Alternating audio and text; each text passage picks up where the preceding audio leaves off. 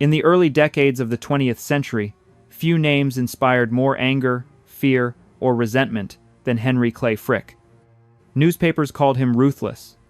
Workers called him a tyrant. Protesters gathered outside his homes, not to admire them, but to curse the man inside. When Frick died in 1919, many believed his legacy would be forever defined by bloodshed, broken unions, and unchecked industrial power. And yet, something strange happened. More than a century later, thousands of people line up every week to walk through his former New York mansion. They move quietly from room to room. They study paintings, architecture, and gardens with reverence. His name is no longer spoken with outrage, but with cultural respect. The question is not whether Frick changed. He didn't. The question is how history did. This documentary is not about redemption. It is about strategy. It is about how power was transformed into stone, how wealth was converted into permanence, and how architecture became a shield against memory itself. Henry Clay Frick built 3 major estates during his lifetime, each calculated, each deliberate, each designed to say something about who he was and how he wished to be remembered. From an industrial fortress in Pittsburgh, to a secluded summer estate in Newport, and finally to one of the most perfectly preserved mansions ever built in New York City, Frick's homes tell a story that his words never could. They reveal how fear shaped design, how violence funded beauty, and how buildings can outlive reputations. This is the story of how one of America's most hated men built structures that survived an entire era of demolition, and why, unlike so many other Gilded Age palaces, his still stands. If you enjoy deep dive documentaries on Gilded Age power, architecture, and the families who shaped America behind closed doors, please like this video and subscribe. Your support makes these long-form investigations possible. And if you have insights or questions as we go, leave a comment. I read them all. Now, let's begin. Henry Clay Frick did not arrive in Pittsburgh as a gentleman industrialist, polished by education or lineage.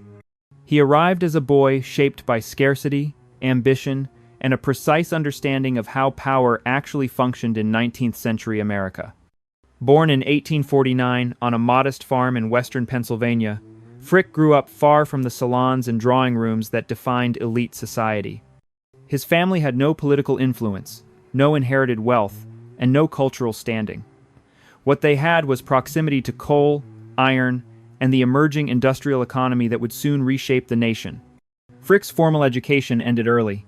By 17, he was finished with school and already focused on work. He showed little interest in intellectual pursuits, philosophy, or the kind of self-fashioning common among men who later styled themselves as patrons of culture. What distinguished Frick was not vision in the abstract, but clarity. He knew exactly what he wanted: control, security, and permanence.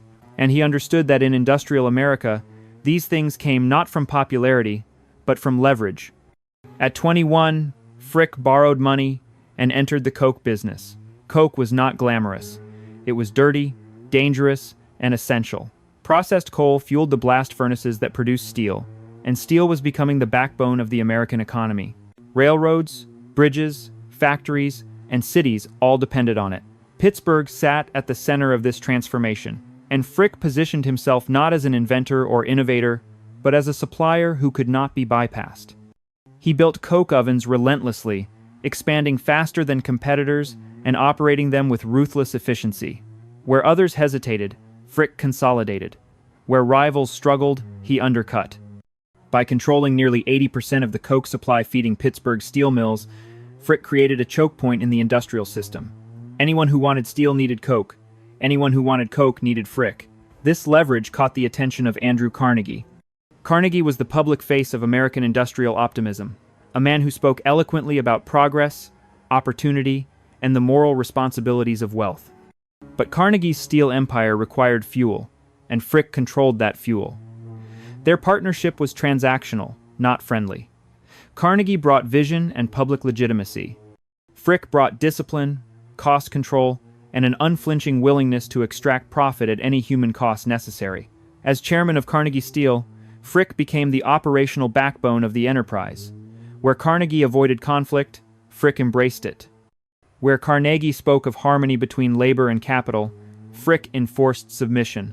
By the late 1880s, Frick's income exceeded $1 million a year, a staggering sum that placed him among the richest men in the country. He was not yet 40. With wealth came expectations. The Gilded Age operated under unspoken rules. Money alone was insufficient.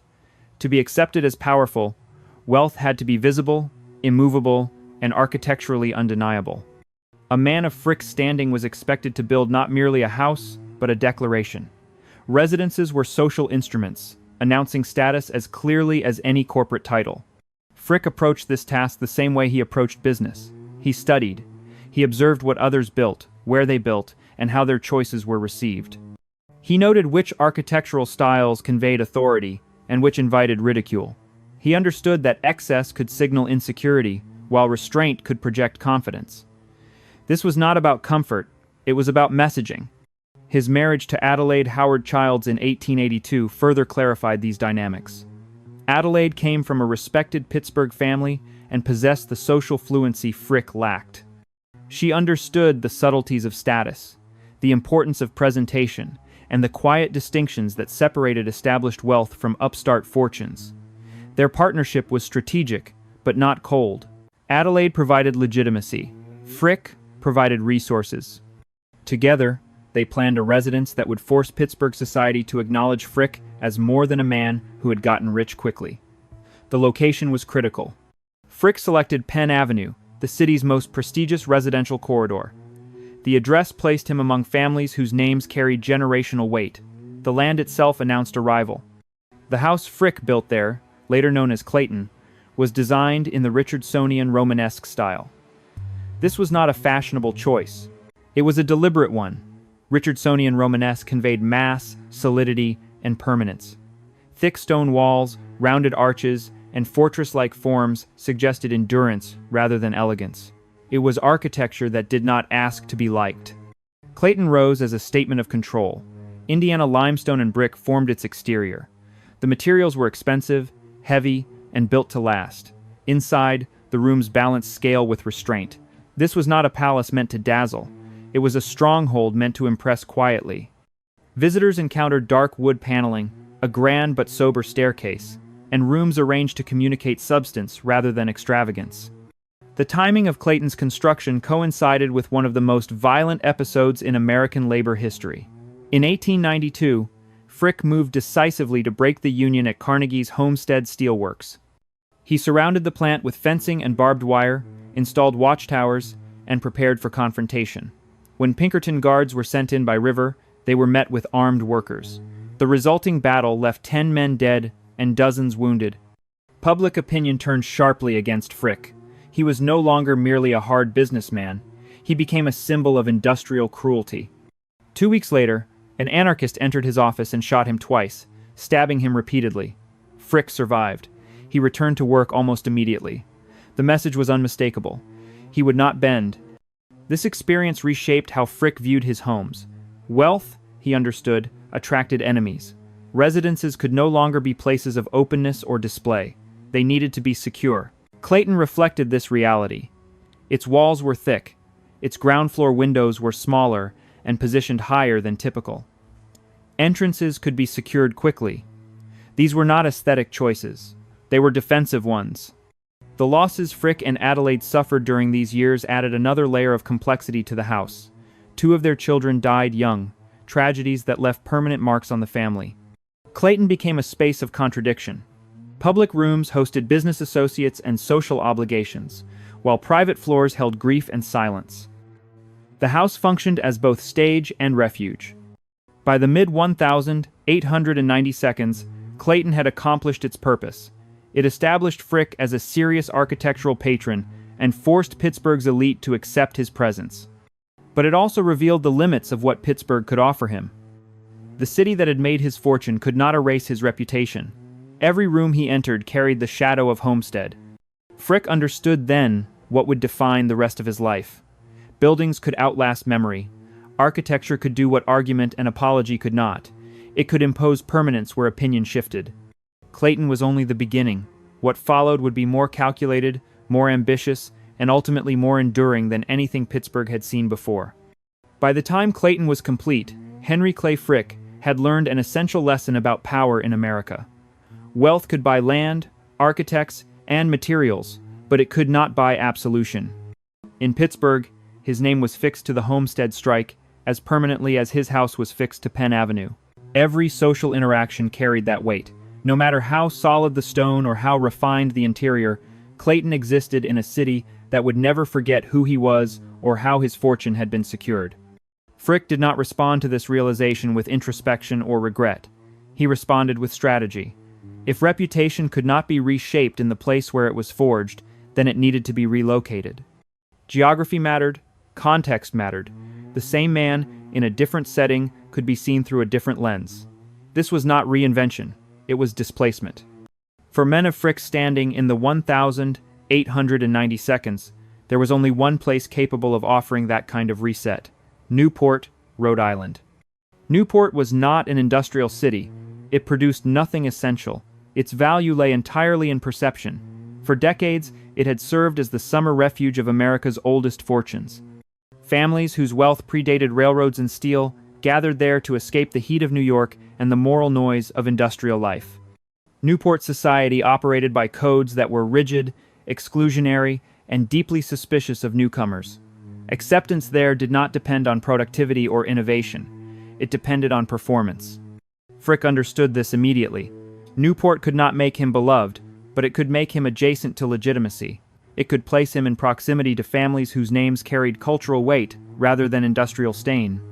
To participate in Newport society was to signal that one had moved beyond the crude mechanics of money-making and into the realm of leisure, taste, and lineage.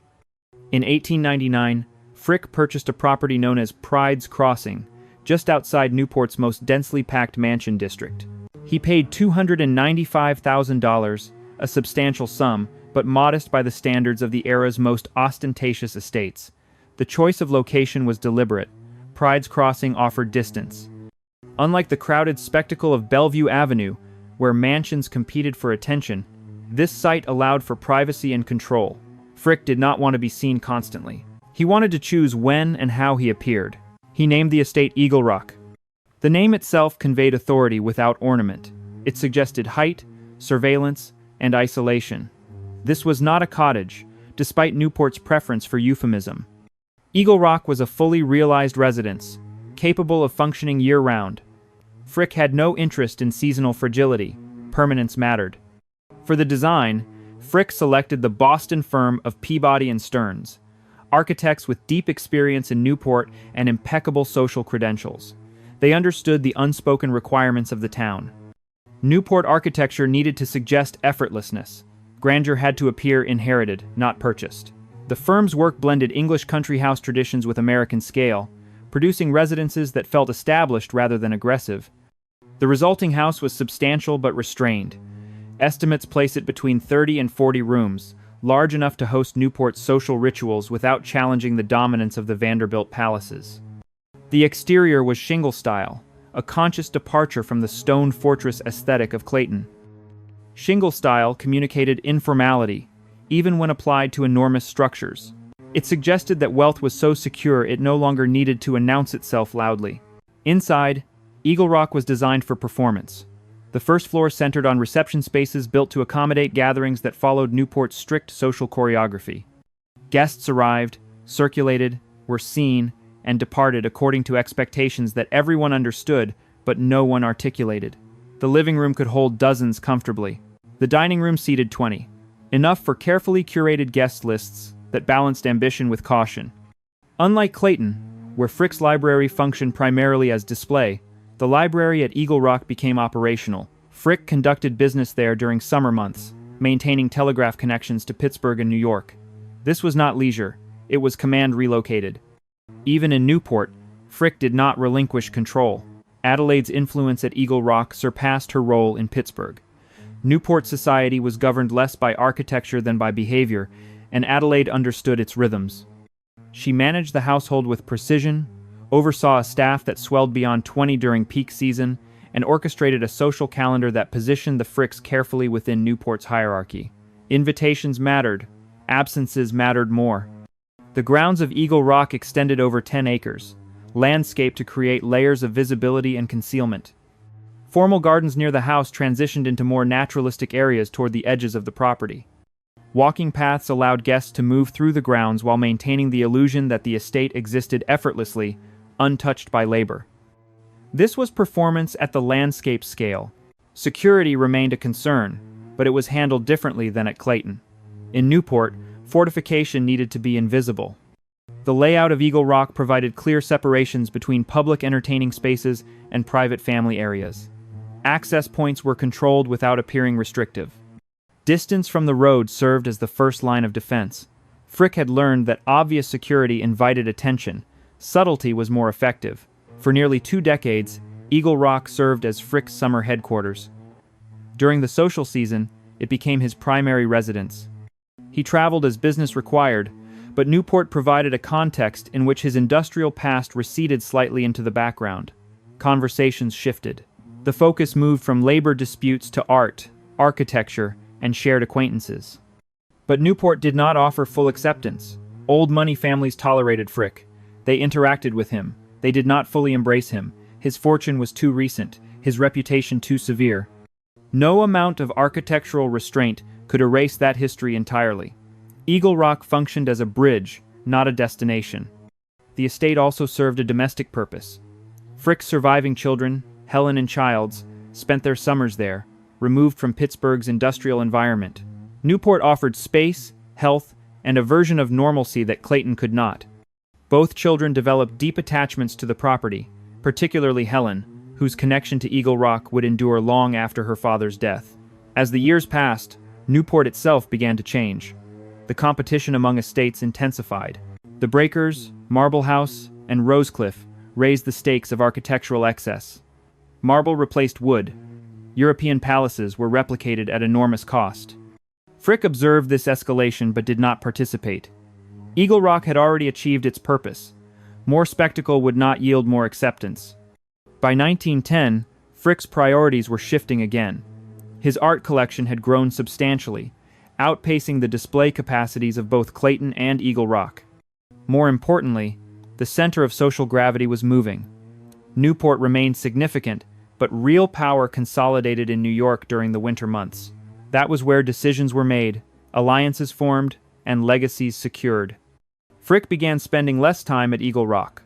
Business kept him increasingly in Manhattan. The estate, once essential, became secondary. In 1917, Frick sold Eagle Rock. The decision was unemotional. The house had done its job. It had provided distance, access, and experience. It had taught him what Newport could and could not offer. Eagle Rock revealed a critical truth Frick could no longer ignore. Acceptance within elite society had limits. There were boundaries architecture alone could not cross. Newport allowed proximity but not transformation. If Frick wanted to control how history remembered him, he would need to build somewhere that mattered more than seasonal society. New York offered that opportunity. Unlike Pittsburgh or Newport, New York was not defined by a single reputation. It absorbed narratives and redistributed them. A man could be condemned in one context and celebrated in another. More importantly, New York offered permanence through institutions. Museums, libraries, and foundations shaped memory in ways private residences never could. Frick did not yet know exactly what form his New York residence would take, but the lessons of Clayton and Eagle Rock were clear. He needed more space for art. He needed absolute control over access. He needed architecture that could function first as a home and later as something more durable. Newport had been rehearsal. Pittsburgh had been foundation. What came next would be definitive. By the time Henry Clay Frick turned his full attention toward New York, the city had already become the ultimate testing ground for wealth and legacy. Fifth Avenue was no longer merely a residential street. It was a proving ground where fortunes were measured not only by size, but by durability. Mansions rose and fell with alarming speed. What survived mattered far more than what dazzled briefly. Frick had watched this cycle carefully. He had seen the early Vanderbilt palaces dominate the avenue with theatrical excess, only to become liabilities within a generation. He had observed how commercial development crept steadily northward, consuming entire blocks of once sacred residential ground. He understood that building in New York required not just money, but foresight. Location, scale, and purpose would determine whether a house endured or disappeared. For years, Frick rented existing mansions along Fifth Avenue while studying his options.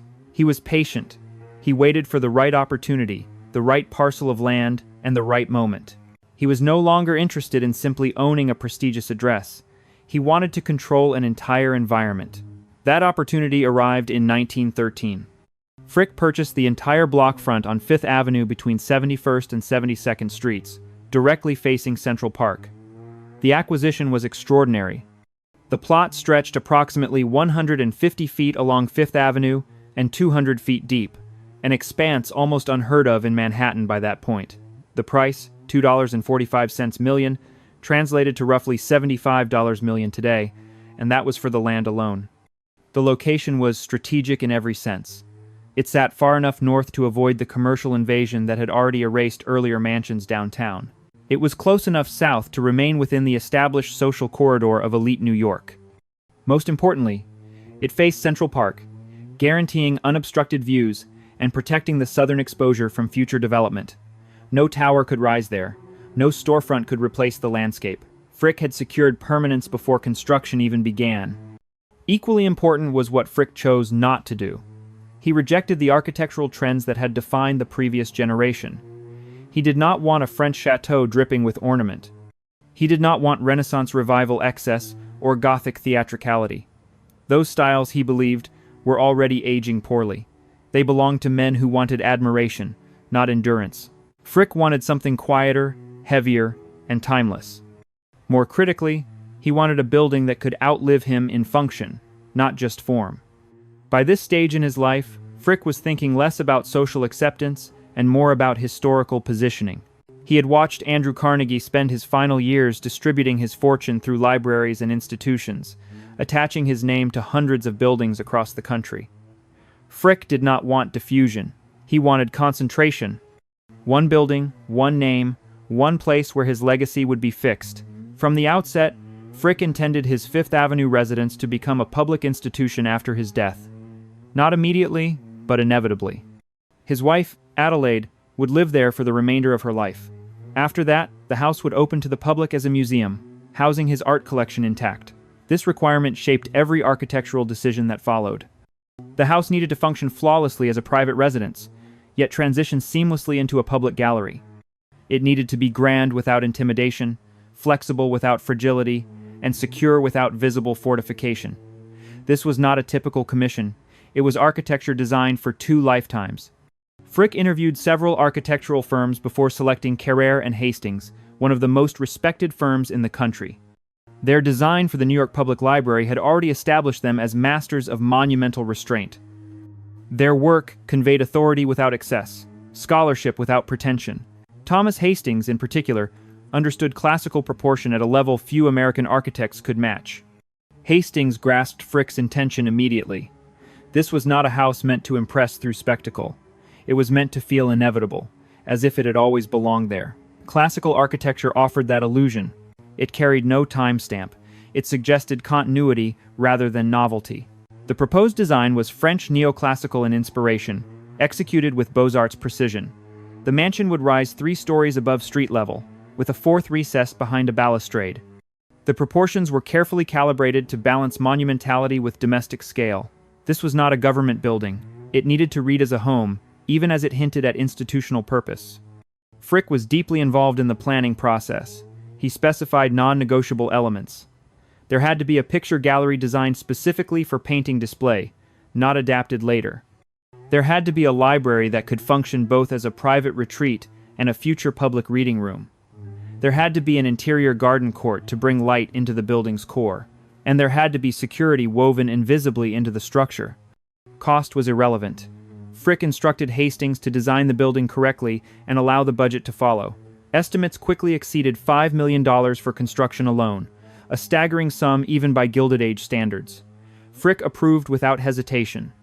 Building on Fifth Avenue, however, presented challenges that even Frick's resources could not immediately erase. Zoning regulations, neighborhood objections, and logistical constraints complicated the project.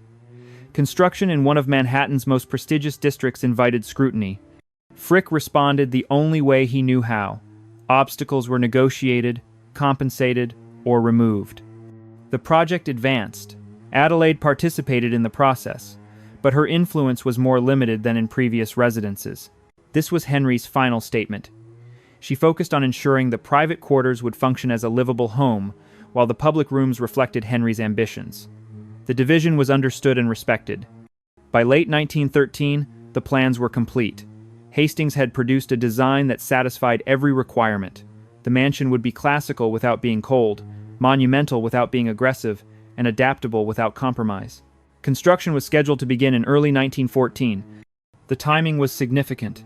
Within months, Europe would descend into war. The Gilded Age was nearing its end, though few recognized it yet. Frick was building one of the last great private palaces in an era that was already turning against such displays. Construction began in April 1914. The exterior was clad in Indiana limestone, the same material Frick had used at Clayton, but refined to an entirely different level. Each block was cut to precise specifications. Joints were nearly invisible. The effect was not assembled stone, but carved mass. The facade stretched nearly 140 feet along Fifth Avenue, commanding presence without ornament. The entrance was deliberately restrained. One central door, no porte cochere, no secondary entrances signaling hierarchy.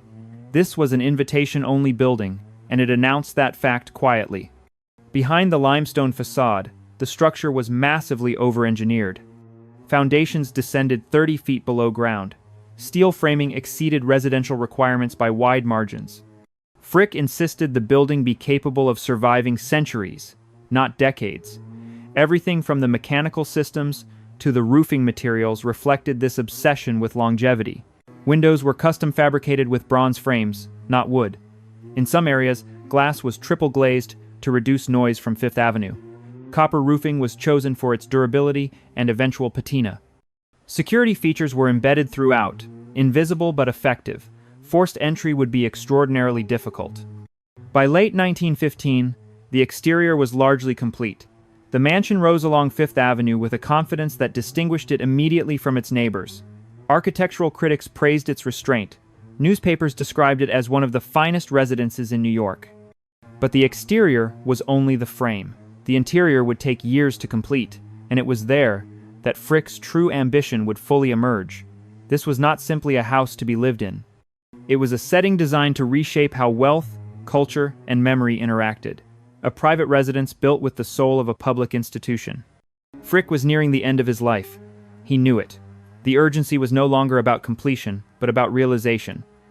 He wanted to walk through the rooms. He wanted to see his collection installed. He wanted proof that his theory was sound. Architecture, he believed, could outlast hatred. And now, stone by stone, that belief was taking physical form on Fifth Avenue. Construction on Fifth Avenue moved forward with a precision that mirrored Henry Clay Frick's own temperament. Every phase was scrutinized, every material questioned, every shortcut rejected. Frick visited the site regularly, often unannounced, walking through unfinished rooms and scaffolding with the same intensity he once applied to steel mills and coke ovens. Contractors learned quickly that delay was tolerated, imperfection was not. This building was not simply being erected, it was being engineered for permanence. Thomas Hastings approached the interior as a problem of balance. The mansion had to function as a lived-in home while anticipating its future as a public institution. That dual purpose shaped every spatial decision. Rooms could not overwhelm visitors, but they could not feel domestic in a way that diminished the art they would eventually contain. The solution lay in proportion rather than ornament. Hastings relied on classical relationships between height, width, and light to create spaces that felt inevitable rather than imposed. The entrance hall set the tone immediately. Unlike the grand staircases favored by many Gilded Age mansions, Frick's entrance was restrained. Limestone walls, marble floors, and a skylight above provided light without drama. This was intentional. The building did not reveal itself all at once. It asked visitors to move inward, to discover, rather than be confronted. The architecture exercised control over perception. From the entrance, the West Gallery unfolded along the length of the mansion. This was the heart of Frick's vision. The gallery was designed specifically for paintings, not adapted after the fact. 19-foot ceilings allowed large canvases to breathe without dwarfing them. Natural light entered from above, filtered and controlled, supplemented by electric lighting calibrated to avoid glare and shadow. Hastings understood that art demanded consistency more than spectacle. The walls were covered in rose-toned damask, a choice calculated to complement gilded frames and warm pigments. The fabric absorbed sound, creating an atmosphere of quiet concentration. Floors of dark oak reflected light subtly, grounding the room without distraction. Seating was placed deliberately to encourage stillness rather than circulation. This was not a space for crowds to pass through quickly. It was a room designed to hold attention. Frick filled the West Gallery with works that signaled both wealth and discernment. Rembrandt, Vermeer, Velázquez, Van Dyck. These were not fashionable acquisitions. They were statements of seriousness. Frick had acquired them methodically over decades, often outbidding European collectors and museums. The gallery was not a showcase of recent purchases. It was a declaration of cultural arrival. The library occupied a privileged position overlooking the garden court. This room mattered deeply to Frick, not because he was an avid reader, but because libraries symbolized intellect and restraint. English oak paneling lined the walls. A marble fireplace anchored the space. Furniture was substantial but not ostentatious. The room conveyed authority without aggression. Importantly, the library was designed to transition into a public reading room after Frick's death. Shelving, lighting, and circulation all anticipated that future. This was architecture thinking ahead, refusing to be trapped by the present. The living hall served as the mansion's social center. This was where guests gathered before dinners, where Adelaide received visitors, where formal interactions occurred without the stiffness of gallery spaces. Renaissance furniture, classical proportions, and carefully placed artworks created an environment that felt cultivated rather than intimidating. An organ stood at one end of the room, less for Frick's enjoyment than for social expectation. Music belonged in houses of this stature, whether or not the owner cared for it. The dining room balanced formality with daily function. It seated 14 comfortably, expandable for larger gatherings. The table and chairs were English oak, chosen for durability and tradition. Lighting was softer here, more intimate. This was not a gallery. It was a working room where meals happened regularly. Frick insisted that the house remain livable, not frozen in display. The second floor was entirely private. Bedrooms for Henry and Adelaide occupied opposite corners, separated by distance as much as walls. Frick's bedroom was notably modest. Comfortable, well-appointed, but restrained. He did not sleep in splendor. He slept in efficiency. Adelaide's suite reflected her tastes more fully. French furniture, fabrics, selected personally, and a private sitting room where she managed household affairs. Even here, the architecture respected hierarchy and separation. Guest rooms filled the remainder of the floor, each distinct yet consistent with the house's overall aesthetic. These rooms were designed for extended stays by the few individuals Frick trusted. Privacy was paramount. Access was controlled. The separation between family, guests, and staff was absolute. The third floor housed additional guest rooms and staff quarters. Servants lived within the mansion but remained unseen. Circulation routes ensured that staff could move efficiently without crossing into family spaces.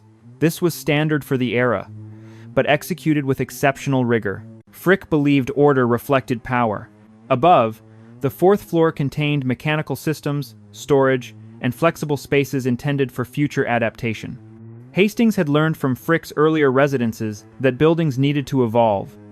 The fourth floor provided that margin. Nothing about the house was accidental. The most transformative space, however, was the garden court.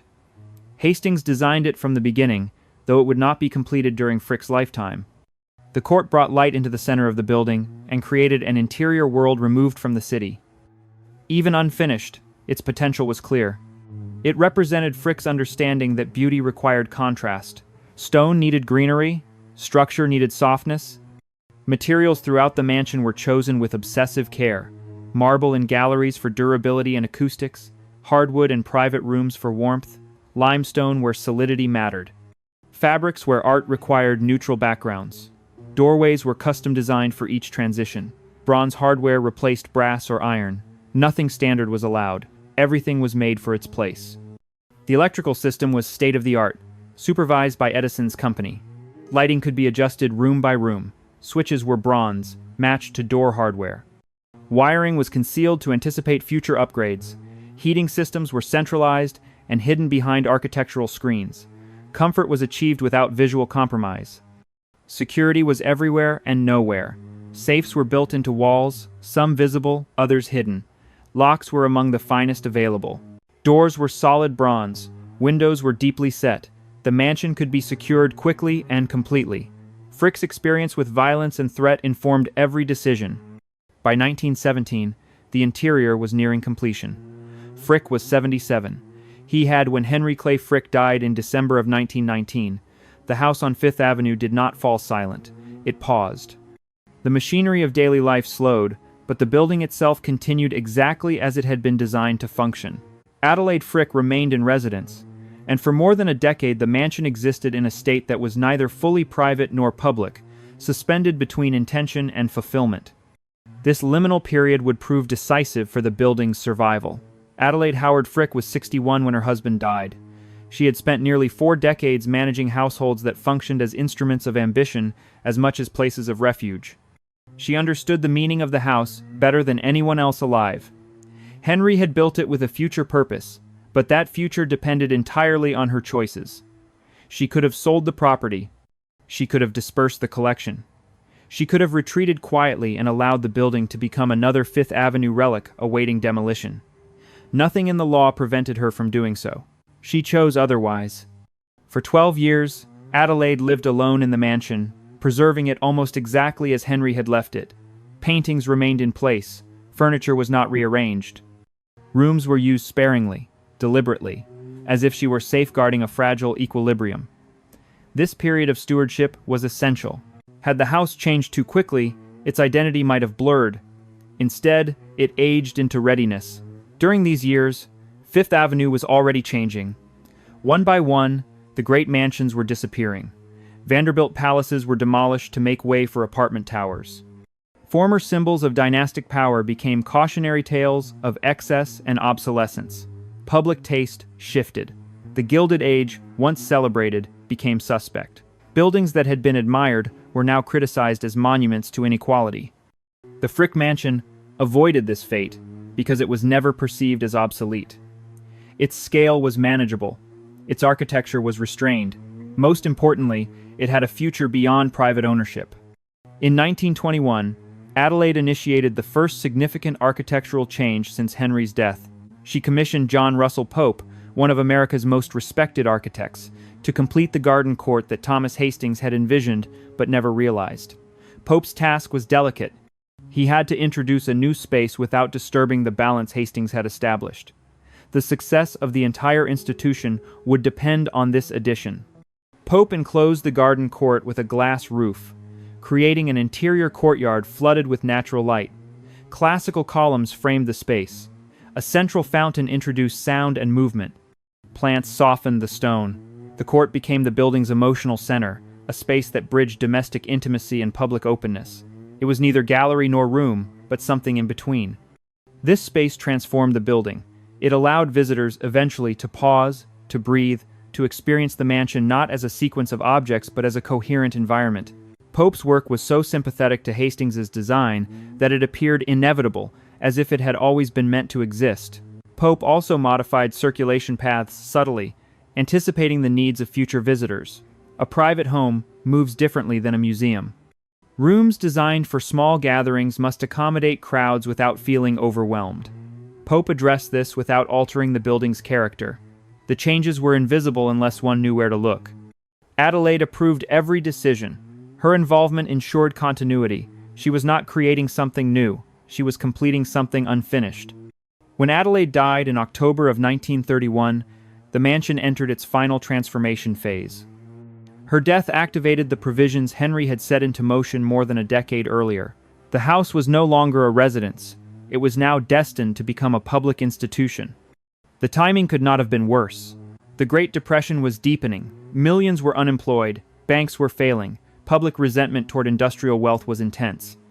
Opening a museum dedicated to the collection of a man associated with labor violence risked backlash. The optics were challenging. The trustees of Frick's estate understood this.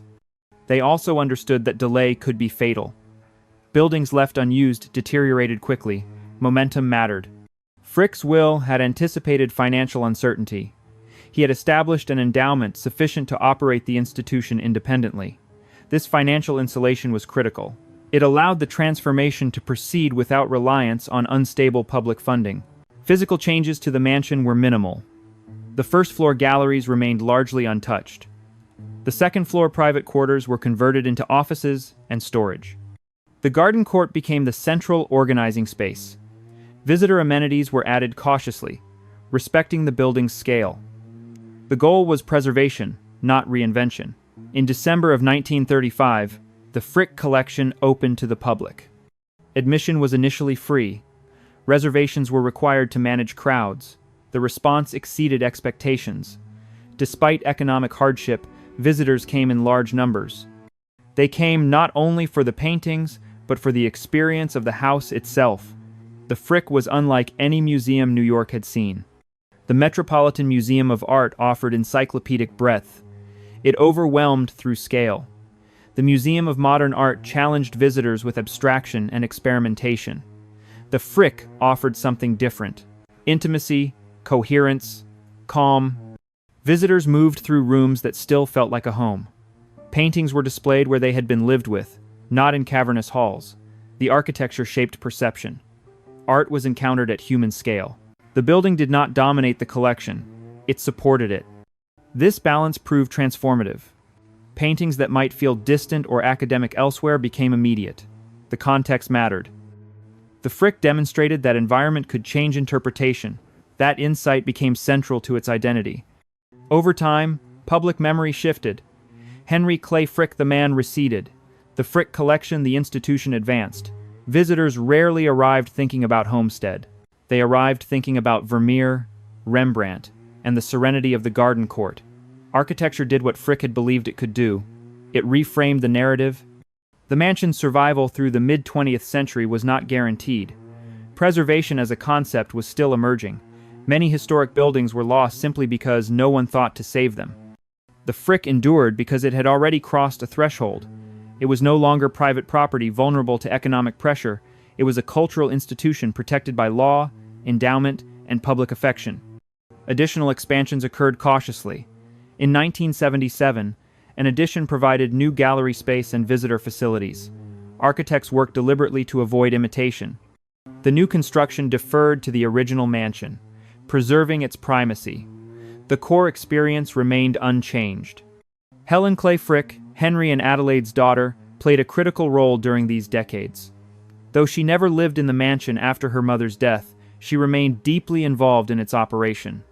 She was vigilant, protective, and uncompromising. Her influence ensured that the institution did not drift from her parents' vision. Continuity mattered. As decades passed, the Frick collection became one of New York's most respected cultural institutions. Visitors returned again and again, drawn by the building as much as the art. The mansion offered something increasingly rare: authenticity. Rooms untouched by modernization, spaces that resisted spectacle, silence in the middle of a city that never stopped moving. The garden court became iconic. Visitors described it as restorative, contemplative, unforgettable.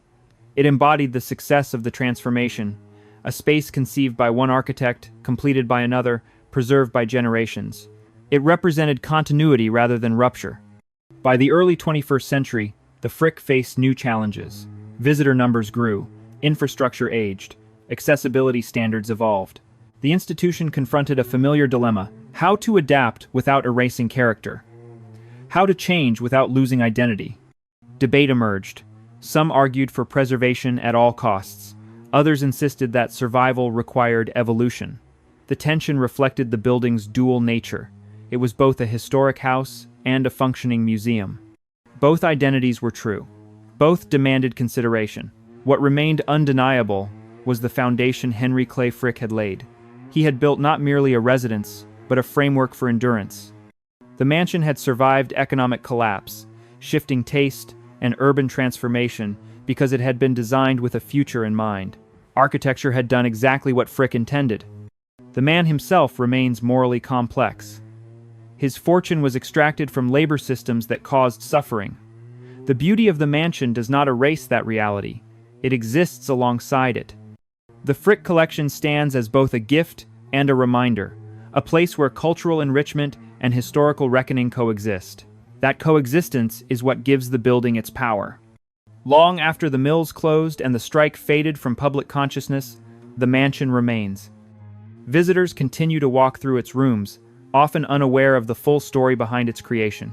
And yet, the structure still speaks. In stone, proportion, and light, it tells a story of ambition, control, and the belief that permanence could be purchased. Henry Clay Frick wagered that architecture would outlast reputation. So far, he has been right. Waited years for this moment. The mansion had taken over 5 years to build and cost approximately $5 million, not including the land. Total investment exceeded $7 million. The house was exactly what he had envisioned. Frick moved in late in 1919. He lived there for 2 months. On the 2nd of December 1919, Henry Clay Frick died. The man who had built his fortune through confrontation and control did not live long enough to see whether his final strategy would succeed. But the house stood complete, its purpose encoded into every wall and corridor. The question Frick had posed with stone rather than words now awaited its answer. Could architecture outlast hatred? Could beauty soften memory? Could a building rewrite a life? The mansion at 1 East 70th Street had been built to test that belief. By the time the Frick collection entered the modern era, its survival was no longer accidental. It was the result of a chain of decisions made decades earlier, each reinforcing the next. What remained remarkable was not simply that the mansion endured, but that it did so largely intact. While preservationists elsewhere fought to save fragments of the Gilded Age, the Frick offered a complete environment. Walls, floors, furniture, paintings, and light existed together as they had been intended to exist. This completeness changed how the building functioned in public memory. It was no longer grouped mentally with the vanished Vanderbilt palaces or the lost Astor houses. Those structures survived only as photographs and anecdotes, symbols of excess that history had rejected. The Frick survived as experience. People did not imagine it, they walked through it. Fifth Avenue itself transformed beyond recognition. Apartment towers replaced mansions, commercial pressure pushed relentlessly north, property values soared. The logic that had destroyed nearly every private residence on the avenue intensified with each decade. From a purely financial perspective, the land beneath the Frick collection became staggeringly valuable. The temptation to monetize it must have been enormous. That pressure revealed the final brilliance of Frick's strategy. By converting his home into a non-profit cultural institution, he placed it within a protective framework that private residences could never access. Museums are defended by law, public sentiment, and philanthropy. They occupy moral territory that shields them from the market forces that erase homes. Frick had not merely built a mansion, he had embedded it in a system designed to protect it. The operating structure of the Frick collection evolved steadily. What had once been a domestic household became a professional institution. Curators, conservators, educators, security personnel, and administrators replaced servants and personal staff. Yet the building absorbed this transformation without resistance. Hastings had designed flexibility into its bones. Mechanical systems were upgraded, climate control was introduced to protect artworks. Lighting was refined to meet modern standards. All of it was integrated discreetly, preserving the illusion that nothing had changed. The institution's financial model matured as well. The endowment Frick established proved resilient. Carefully managed, it grew over decades, providing stability through recessions, cultural shifts, and changing philanthropic trends. Admission fees, memberships, and donations supplemented the endowment without compromising independence. The museum did not need to chase spectacle or novelty to survive. It relied on depth. This stability allowed the Frick collection to resist pressures that reshaped other museums. It did not expand aggressively. It did not dilute its identity. It refined it. Exhibitions were thoughtful. Acquisitions were selective. The collection grew slowly, always in conversation with Frick's original holdings. This restraint reinforced the institution's coherence. Visitors responded accordingly. Attendance stabilized around hundreds of thousands annually, not millions. The Frick was never meant to absorb crowds at scale. Its intimacy was its defining quality. People returned repeatedly, drawn by familiarity rather than novelty. The building invited revisitation, not consumption. The garden court emerged as the emotional anchor of the experience. Completed after Frick's death, it nevertheless embodied his intentions perfectly. Light filtered through glass onto stone and greenery. Water moved gently at the center. The space offered pause rather than instruction. In a city defined by movement, it provided stillness. This space did something subtle but powerful. It equalized visitors. Wealth, background, education faded in importance. Everyone experienced the same calm. The court softened the edges of Frick's legacy. It did not erase his history, but it reframed the encounter. The building spoke first. Judgment followed, if at all. As the 21st century advanced, debates about the Frick intensified. Infrastructure aged. Accessibility requirements changed. Visitor expectations evolved. The institution faced a familiar preservation dilemma: how to modernize without compromising integrity. Every proposed alteration triggered public scrutiny. The mansion's very success made it fragile. Any change risked backlash. Expansion plans became flashpoints. Supporters argued that adaptation was necessary for survival. Critics warned that any intrusion threatened the building's character. The arguments revealed how deeply the Frick had embedded itself in public consciousness. It was no longer merely a museum. It was a trust. Through these debates, one fact remained constant. The core experience mattered more than any addition. The rooms Hastings designed, the proportions he calculated, the sequence Frick envisioned, these elements formed the institution's heart. As long as they remained intact, the Frick would remain itself. The mansion's location continued to validate Frick's foresight. 71st and 70th Streets remained residential. Central Park protected the southern exposure exactly as Frick had intended. Commercial encroachment stopped where he predicted it would. More than a century later, the logic held. This durability invites reflection on American memory. The Frick collection demonstrates how easily narrative can be reshaped when context changes. The same man once vilified nationally is now associated primarily with beauty and culture. This does not mean history has been corrected. It means it has been edited. The Homestead strike still happened. Workers still died. The wealth that funded the mansion was extracted through systems that inflicted real harm. The Frick collection does not negate that history. It coexists with it. The building stands as evidence of both exploitation and aspiration, brutality and refinement. This moral complexity is not a flaw. It is the institution's most honest feature. The Frick does not offer redemption. It offers continuity. It allows visitors to confront the uncomfortable reality that cultural achievement and human suffering have often been intertwined. Henry Clay Frick understood this instinctively. He did not seek forgiveness. He sought endurance. He believed that if he built something beautiful enough, time would soften judgment. Architecture would carry forward what argument could not. The survival of the Frick collection suggests he was largely correct. Millions know the building. Far fewer know the full details of his labor policies. That imbalance is not accidental. It is the outcome Frick designed. And yet, the building also preserves the possibility of inquiry. Nothing about the mansion hides its origins. The story is available to those who seek it. The Frick collection does not silence history. It reframes it within stone walls that demand attention before explanation. 3 residences define Frick's architectural life. Clayton in Pittsburgh asserted arrival and control. Eagle Rock in Newport offered access and rehearsal. 1 East 70th Street in New York delivered permanence. Each responded to a specific need. Each revealed a deeper understanding of how power operates over time. Frick was not unique in building mansions. Dozens of industrialists did the same. What distinguished him was that he planned for survival in a way others did not. He built for institutions, not heirs. He built for transition, not stasis. He built with an understanding that private wealth fades, but public purpose protects. The mansion stands today because it was never meant to remain purely private. It was conceived as a gift delayed, a transformation written into blueprints rather than wills. Frick did not trust sentiment. He trusted structure. As visitors move through the rooms today, they participate in that strategy, whether they realize it or not. They engage with art in a domestic setting preserved against time. They absorb beauty before confronting history. They experience exactly what Frick intended them to experience. The Frick collection remains one of America's great cultural institutions. It educates, calms, and inspires. It also raises difficult questions about the origins of wealth and the power of architecture to shape memory. That tension is not resolved within its walls. It is simply held there, quietly, enduring. Henry Clay Frick built for centuries.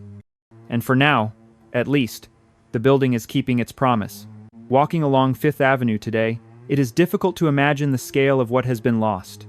Where limestone palaces once stood shoulder to shoulder, glass towers and apartment buildings now dominate the skyline. The rhythm of the street has changed completely. What was once a corridor of private power has become a canyon of capital, vertical, and anonymous. In this landscape, the survival of the Frick Mansion feels almost unnatural, as if it slipped through history by accident. But it did not. Its survival was engineered as carefully as its walls. Most of the great Fifth Avenue houses failed for the same reason. They were built to impress contemporaries, not to endure successors. Their scale was theatrical, their maintenance costs were enormous. Their function was narrow. When fortunes fragmented, heirs dispersed, and social customs shifted, those buildings had no second life to assume. They were too large to maintain, too specialized to adapt, and too closely tied to a way of living that vanished almost overnight. The Frick Mansion avoided every one of those traps. Its size was substantial but controlled. 30 rooms, not 100. Its design was classical, not fashionable. Its layout allowed transformation without destruction. Most critically, its purpose extended beyond private pleasure. From the first architectural drawing, the house was conceived as something that could outlive its owner. That single distinction separated it from nearly every other Gilded Age residence in New York. This difference becomes clearer when compared directly to its fallen neighbors. Cornelius Vanderbilt II's massive palace at 57th Street, once the largest private residence in the city, was demolished in 1927, barely 40 years after completion. Its maintenance costs were unsustainable. Its scale made reuse impractical. No institution could absorb it without radical alteration. It had been built as a monument to excess, and excess proved brittle. The Astor mansions disappeared even earlier. Their location doomed them. Built too far downtown, they were swallowed by commercial development as New York's economic center shifted north. Hotels and department stores replaced drawing rooms. Land value outweighed sentiment. The buildings had no defense against profit. Andrew Carnegie's house survived, but only because it was modest by comparison and easily repurposed. It became a museum of design, not because Carnegie planned it that way, but because its scale allowed it. Even then, its survival was never guaranteed. Frick observed all of this. He learned from other men's failures with the same attention he once gave to competitors' balance sheets. The lesson was not aesthetic, it was structural. Buildings that exist solely for private life are vulnerable. Buildings that serve a public function gain protection. That insight shaped every aspect of the mansion on East 70th Street. When the Frick Collection opened in 1935, it did more than display art. It preserved a way of inhabiting space that was already disappearing. Visitors did not simply view paintings. They moved through a domestic environment carefully calibrated to frame them. The experience was immersive in a way purpose-built museums rarely achieve. This distinction has become increasingly important as museum culture has evolved. Many modern institutions prioritize scale, spectacle, and circulation. They are designed to move crowds efficiently, to accommodate blockbuster exhibitions, to function as cultural infrastructure. The Frick resists this logic. Its rooms slow people down. Its proportions demand attention. Its silence feels intentional. This resistance is not accidental, it is architectural. The mansion teaches visitors how to behave without instruction. You lower your voice instinctively. You linger longer than expected. You notice details. The building shapes conduct through proportion and light rather than signage. This effect cannot be replicated easily. It is the result of architecture conceived for living, not display. That quality has made the Frick increasingly rare. As cities densify and cultural institutions grow larger, the experience it offers becomes more valuable precisely because it cannot scale. The Frick does not compete for attention, it holds it. This intimacy also complicates how the institution is perceived. It is impossible to separate the art from the environment in which it is shown. Paintings hang where Frick intended them to hang. Furniture remains where it was used. The boundary between private life and public exhibition is deliberately thin. For some visitors, this creates discomfort. The beauty of the setting invites admiration, while the history behind its creation demands reckoning. That tension is unresolved, and perhaps unresolvable. The Frick does not attempt to sanitize its origins. It allows the contradiction to exist. In that sense, The mansion functions as a document as much as a gallery. It records the values, priorities, and contradictions of the Gilded Age more effectively than any text. You can see how wealth was displayed, how art was used to assert legitimacy, how architecture was employed to signal permanence. You can also sense what is missing: the labor that funded it, the lives disrupted to make it possible. Those absences are part of the story too. Over time, public understanding of the Frick collection has matured. Early visitors may have seen it as a philanthropic gesture, a softened ending to a hard life. Later generations approach it with more skepticism, more context. The institution has adapted accordingly, offering scholarship and interpretation that address Frick's history without diminishing the collection. This balance is delicate. Too much condemnation risks flattening the experience into moral instruction. Too little risks mythologizing exploitation. The Frick's strength lies in its refusal to resolve this tension neatly. It presents the evidence and allows visitors to draw conclusions. That approach mirrors Frick himself. He was not a man who explained or justified his actions. He acted, built, and moved on. His architecture does the same. It asserts rather than argues. The long-term success of this strategy raises uncomfortable questions about how societies remember power. Architecture, when executed at the highest level, does not merely endure physically. It reshapes narrative. It changes what is foregrounded and what recedes. Over time, stone and proportion can become more legible than conflict and suffering. This does not mean history disappears. It means attention shifts. The Frick collection demonstrates this process with unusual clarity. Ask most visitors what they associate with the name Frick, and the answer will be art, gardens, and quiet rooms. The Homestead strike exists primarily in academic contexts, not popular memory. This imbalance is not coincidental. It is the outcome Frick anticipated. Yet the building also ensures that his story cannot be told without contradiction. The very permanence he sought invites scrutiny. The mansion has outlived the era that produced it, which means it must now be interpreted through values that did not exist when it was built. That reinterpretation is ongoing and unavoidable. In this way, Frick's wager remains incomplete. Architecture may outlast reputation, but it cannot fully control it. Each generation brings new questions to old buildings. The Frick collection must answer them continually, not through demolition or denial, but through context. The mansion's continued survival suggests that this negotiation has been successful so far. It has avoided becoming a frozen relic. It has also avoided becoming a theme park. It occupies a middle ground that is increasingly difficult to maintain. 3 houses trace this trajectory clearly. Clayton announced power in a city that knew too much. Eagle Rock offered distance and rehearsal in a society that would never fully accept him. 1 East 70th Street delivered endurance by transcending private life altogether. Together, they reveal a man who understood that wealth alone was insufficient. Power required structure, legacy required planning, and memory could be shaped, if not erased, through careful design. Henry Clay Frick did not seek forgiveness. He sought permanence. The mansion he built achieved that goal more effectively than any speech or donation ever could. It remains standing not because he was loved, but because he was strategic. The Frick collection today stands as both achievement and artifact. It offers beauty without innocence, culture without purity, preservation without simplicity. It asks visitors to admire and question at the same time. That complexity is its true legacy. The building endures because it was built to endure. The story it tells continues to evolve because it cannot be closed. In stone, light, and carefully measured space, Henry Clay Frick's final argument still stands, not asking for agreement, only for attention. As the Frick collection moved deeper into the 21st century, it became increasingly clear that the mansion's greatest strength was also its greatest vulnerability. The very qualities that made it unique, its intimacy, its residential scale, its resistance to spectacle, were the same qualities that limited how it could respond to modern pressures. Visitor expectations evolved. Accessibility standards changed. Climate control, conservation technology, and security systems advanced far beyond what even Hastings's foresight could fully anticipate. The building had been designed to last centuries, but not to stand still.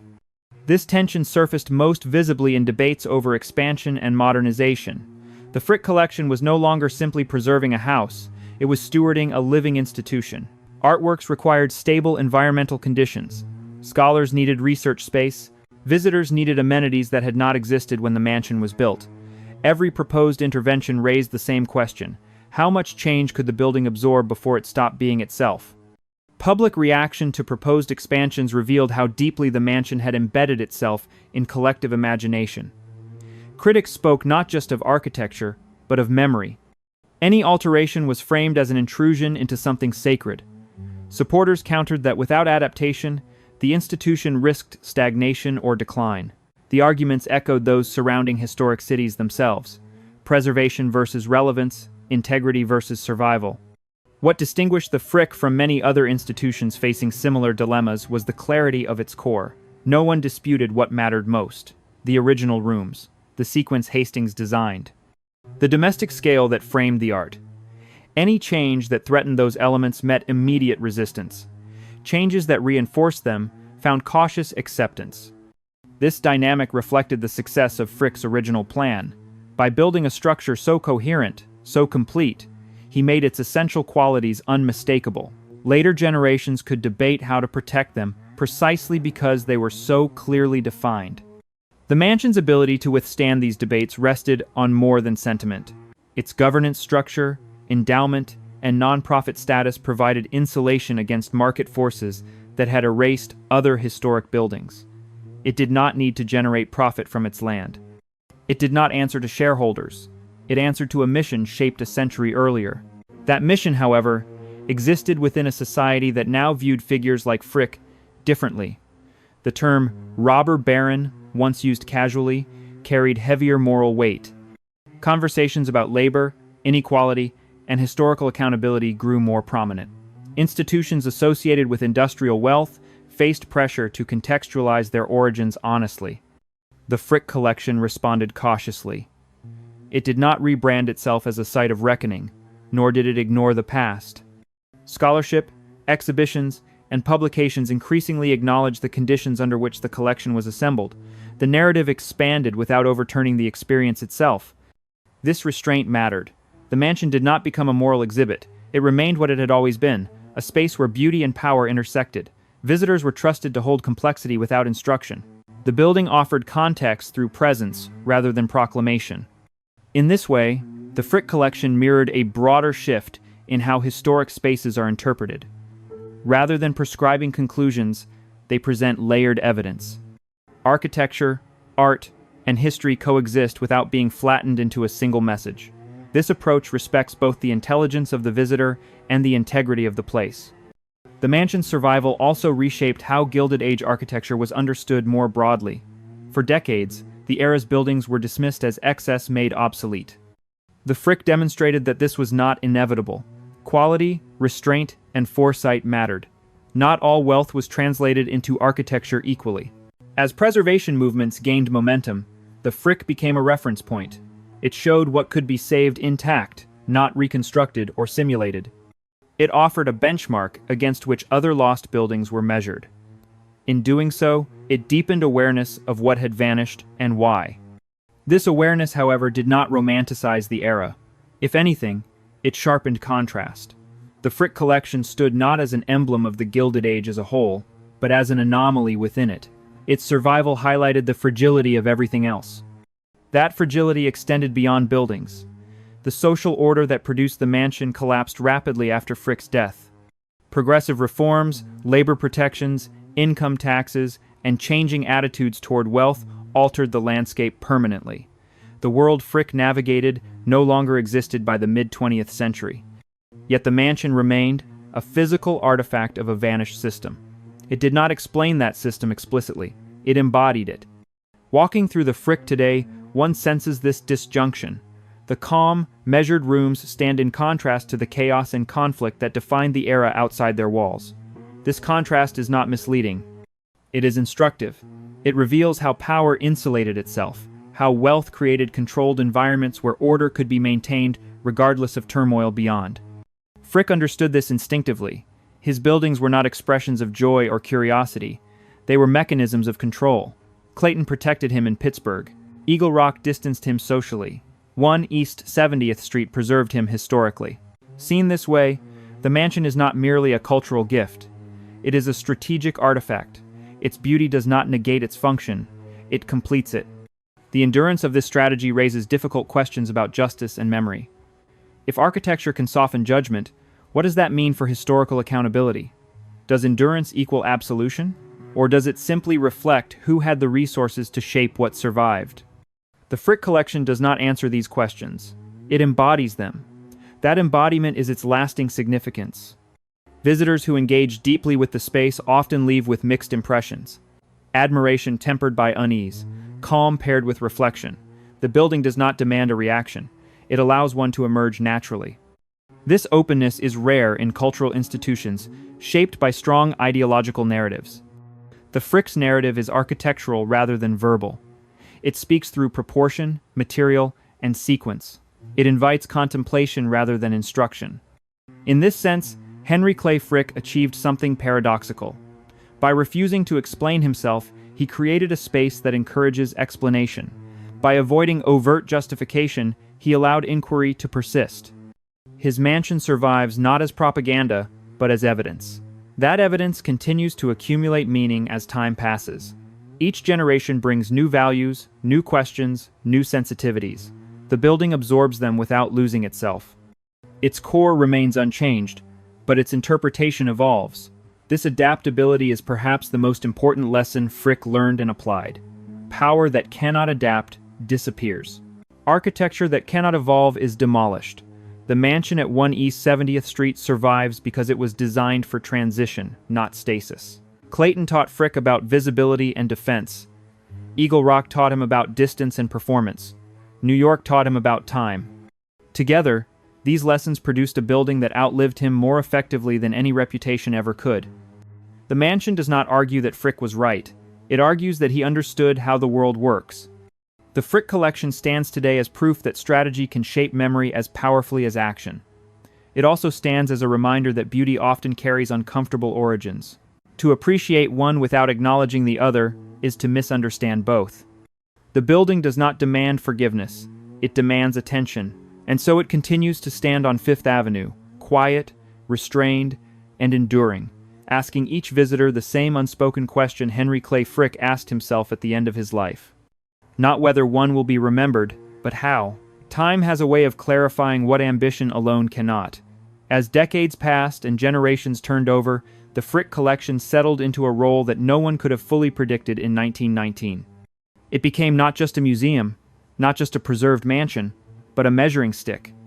Against it, other institutions were judged. Against it, lost buildings were mourned. Against it, the entire Gilded Age was reconsidered. What survived at 1 East 70th Street was not merely stone and art. What survived was a way of thinking about permanence. Most industrial fortunes of Frick's era fractured quickly. Heirs dispersed. Businesses dissolved or were absorbed. Names once dominant faded into corporate histories and footnotes. The Vanderbilts, whose architectural presence once overwhelmed Fifth Avenue, became cautionary tales of overreach. Their mansions vanished so thoroughly that even their footprints disappeared beneath towers and storefronts. Memory thinned where architecture failed. The Frick did not thin, it concentrated. This concentration reshaped how the public engaged with wealth from the Gilded Age. Instead of encountering it through abstractions or moral lessons, visitors encountered it spatially. They felt it in room proportions, in sightlines, in the weight of doors and the softness of light. The experience bypassed argument and went straight to perception. That is the quiet power of architecture. Unlike text, architecture does not ask permission to influence emotion. It operates directly on the body. It slows movement. It changes posture. It alters sound. Visitors to the Frick collection consistently describe a physical shift when they enter. Noise drops, pace changes, attention sharpens. This is not accidental. It is design functioning exactly as intended. Henry Clay Frick may not have articulated this effect in philosophical terms, but he understood it instinctively. He had seen how buildings commanded behavior in Europe. He had watched how palaces shaped conduct without instruction. He wanted that same authority, stripped of royal symbolism and grounded in American restraint. The result was a building that continues to discipline its audience long after its creator's death. This discipline has had consequences. The Frick collection has resisted trends that transformed other museums into destinations of spectacle. It has not chased record attendance. It has not pursued expansion at any cost. It has not rebranded itself to fit cultural cycles. Instead, it has leaned into what it already is. That decision has protected it, but it has also limited it. The Frick is not everything to everyone. It cannot host massive exhibitions. It cannot absorb unlimited crowds. It does not function as a civic plaza or event space. It remains inward, measured, and selective. In an era that rewards visibility, this restraint is almost radical. The institution's leadership has repeatedly faced pressure to modernize aggressively. Every proposal to expand, reconfigure, or reinterpret the space has forced the same question. Would change enhance the experience, or would it dilute the very quality that makes the Frick irreplaceable? There are no easy answers. Infrastructure ages. Expectations shift. Accessibility is not optional, and yet each solution carries risk. The mansion tolerates adaptation only when it respects hierarchy. The rooms must remain primary. The sequence must remain legible. The building must remain dominant over additions. This has required a level of discipline uncommon in cultural management. Growth is often equated with success. At the Frick, restraint has been the measure of success. That restraint mirrors Frick's own final philosophy. Earlier in his life, he pursued control through expansion. He dominated markets. He eliminated rivals. He pushed relentlessly. In architecture, he learned a different lesson. Excess undermined permanence. What endured was what knew when to stop. This shift is visible when comparing his three major residences. Clayton was heavy, defensive, and assertive. Eagle Rock softened those traits, emphasizing distance and performance. The Fifth Avenue mansion refined them into something quieter and more confident. Each house stripped away what was unnecessary. The final result was not a fortress, but a container. A container for art. A container for memory. A container for contradiction. That contradiction remains central to how the Frick collection is experienced today. It is impossible to walk through the building without sensing both mastery and absence. The craftsmanship is extraordinary. The art is undeniable. And yet, the lives that made it possible are largely invisible. Workers appear only indirectly, through the results of their labor. This invisibility is not unique to the Frick. It is a feature of elite architecture everywhere. What makes the Frick different is that its survival forces this invisibility to persist. The building does not vanish and take its questions with it. It remains and accumulates them. In recent decades, scholars and historians have pushed to make those questions more explicit. Labor history, economic inequality, and the mechanics of wealth extraction have entered public discourse more forcefully. Institutions like the Frick Collection are now expected to acknowledge these contexts. The Frick's response has been measured. Rather than reframe itself as a site of critique, it has allowed interpretation to expand around it. Research, publications, and programming have deepened understanding without altering the core experience. The building remains what it is. The conversation around it grows. This approach reflects confidence. The mansion does not need to be defended. Its presence is secure. It can withstand scrutiny because it was built to withstand time. That confidence also reveals something about American culture. The country has long struggled with how to remember figures whose achievements are inseparable from harm. Erasure satisfies moral clarity but sacrifices understanding. Uncritical celebration preserves beauty but distorts truth. The Frick occupies a space between these extremes. It does not ask visitors to admire Henry Clay Frick. It asks them to move through what he built. That distinction matters. By focusing on experience rather than explanation, the building allows multiple readings to coexist. One visitor may feel awe, another may feel discomfort. Both reactions are valid. The architecture accommodates them without resolving them. This openness is rare and fragile. It depends on preservation not just of walls, but of intention. Once a building becomes didactic, it risks becoming dated. Once it becomes purely aesthetic, it risks becoming hollow. The Frick has avoided both fates so far. The future will test this balance again and again. Cities change, audiences change, values change. The Frick collection will continue to face pressure to justify itself, to explain itself, to adapt itself. Its greatest defense remains the same as it has always been. Coherence. Every part of the mansion relates to every other part. The galleries flow logically. The light behaves predictably. The materials age gracefully. The building does not fight itself.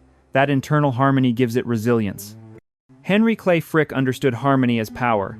Not emotional harmony, but structural harmony. Systems that align endure. Systems that conflict collapse. He applied this thinking to industry, to labor, and ultimately to architecture. The irony is that his most enduring achievement emerged only after he stopped trying to dominate people and focused on dominating time. The mansion at 1 East 70th Street is not beloved because it excuses its creator. It is valued because it works.